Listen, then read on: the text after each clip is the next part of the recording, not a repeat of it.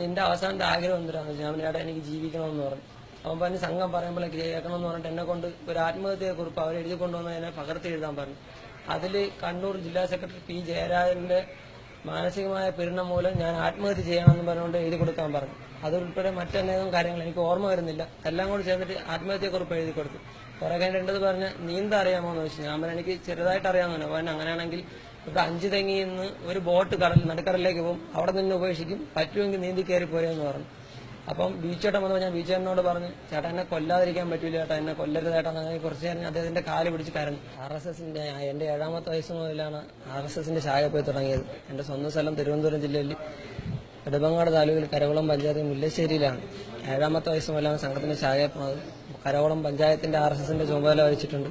അതേപോലെ തിരുവനന്തപുരം കാര്യാലയത്തിൽ 1 വർഷക്കാലം നിന്ന് സംഘത്തിന്റെ വിവിധ സ്ഥലങ്ങളിൽ പ്രവർത്തനം നടത്തിയിട്ടുണ്ട്. കുറച്ചു കാലത്തിന് മുമ്പ് ആറ്റിങ്ങലിൽ ഒരു ഹിന്ദു ക്രിസ്ത്യൻ കലാപം ഉണ്ടാകാൻ വേണ്ടിയിട്ട് ഒരു പെന്തക്കോസ് പള്ളി ആക്രമണം നടത്തുകയുണ്ടായി. അതിൽ പ്രതിയാണ് ഞാൻ. സംഘം പറഞ്ഞിട്ടാണ് അത് ചെയ്യുന്നത്. എന്റെ നേതൃത്വത്തിലാണ് അത് സംഭവം നടക്കുന്നത്. അതേപോലെ തന്നെ ഈ നോമ്പ് സമയത്ത് ഹിന്ദു മുസ്ലിം കലാപത്തിന് വേണ്ടിയിട്ട് പോത്തുവണ്ടി ഒരു പോത്തുമായിട്ട് നോമ്പിന് കൊണ്ടുവന്ന പോത്തുവണ്ടി തടഞ്ഞ് അതിലും പ്രതിയാണ്. അപ്പൊ ഈ സംഭവങ്ങളെല്ലാം ചൂണ്ടിക്കാട്ടി സാധാരണക്കാരായ സ്വയംസേവകരെ പോലീസ് കേസെടുക്കാൻ ഒരുപാട് അടിയും കാര്യങ്ങളൊക്കെ ഇട്ട് നമുക്ക് ഒരുപാട് പ്രശ്നങ്ങളൊക്കെ ഉണ്ടായിരുന്നു, മാനസികമായിട്ടും ശാരീരികമായിട്ടൊക്കെ. അപ്പൊ ഇതുകൊണ്ട് സംഘടനയ്ക്കും ഒരു ഗുണമില്ല, ആർക്കും ഒരു ഗുണമില്ല. നമുക്ക് കുറച്ച് കേസ് മാത്രം ഉണ്ടായി. അപ്പൊ ഇത് എന്തിനാണ് എന്ന് മുതിർന്ന കാര്യകർത്താക്കൾ ചോദ്യം ചെയ്തു. അന്ന് മുതലേ അവരുടെ കണ്ണിൽ കരടായിരുന്നു. അപ്പം അത് പറഞ്ഞുകൊണ്ടിരുന്നുണ്ടാക്കി ഇയാൾ ഒന്ന് ഈ സജു BJPയുടെ നിയോജകമണ്ഡലം ജനറൽ സെക്രട്ടറി സജുവിന്റെ നേതൃത്വത്തിൽ ഒരു 5 പേര് എനിക്ക് കണ്ടറിയാൻ ബാക്കിയുള്ളൊരു പേരാണ് ഇവിടെ.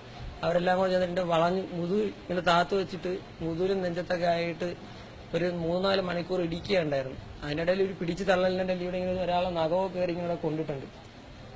അതിനുശേഷം എന്റെ പറഞ്ഞ് സംഘം പറയുമ്പോൾ കേൾക്കുമെന്ന് ചോദിച്ചു. ഞാൻ പറഞ്ഞു എനിക്ക് എന്റെ ജീവനാണ് വലുത്, സംഘം പറയുമ്പോൾ കേൾക്കാന്ന് പറഞ്ഞു. എനിക്ക് സംഘം ഒരു സ്ഥലത്ത് കൊണ്ടാക്കും, അവിടെ നിൽക്കണമെന്ന് പറഞ്ഞു. ഞാൻ നിൽക്കാമെന്ന് പറഞ്ഞു. അങ്ങനെ വെളുപ്പാങ്കലായപ്പോൾ എന്നെ നേരെ നെയ്യാറ്റിങ്കരയിലേക്ക് കൊണ്ടുപോയി. നെയ്യാറ്റിങ്കര RSS കാര്യാലയത്തിൽ കൊണ്ടാക്കിയിട്ട് അവർ പോവുകയും വൈകുന്നേരമായപ്പോൾ RSSന്റെ സംസ്ഥാന ചുമതലയുള്ള സുദർശൻ സഹപ്രാന്ത പ്രചാരക സുദർശൻജിയും അതേപോലെ വിഭാ പ്രചാരക കിരൺജിയും കൂടെ വന്നിട്ട് എന്നോട് ചോദിച്ച് എന്നോട് പറഞ്ഞ് നടന്ന കാര്യങ്ങൾ പറയാൻ പറഞ്ഞു. കണ്ണൂർ പി ജയരാജനുമായിട്ട് നിനക്കെന്ത് ബന്ധമെന്നൊക്കെ ചോദിച്ചു.